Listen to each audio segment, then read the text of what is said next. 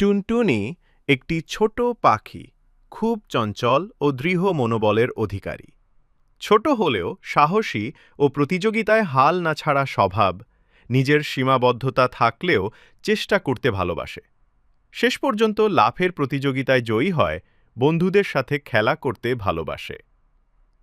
খরগোশ দাদা একজন বড় মজার খরগোশ, অভিজ্ঞ এবং দয়ালু। দারুণভাবে লাফ দিতে পারে এবং নিজের ক্ষমতা নিয়ে আত্মবিশ্বাসী। প্রতিযোগিতায় হারলেও দুঃখ না পেয়ে টুনটুনিকে প্রশংসা করে, বন্ধুত্বকে বেশি মূল্য দেয়। সেদিন থেকে টুনটুনির প্রতি তার শ্রদ্ধা বেড়ে যায়। গল্পের সারাংশ ও শিক্ষা: প্রতিযোগিতা শুধু জেতার জন্য নয়, চেষ্টা এবং বন্ধুত্বও গুরুত্বপূর্ণ।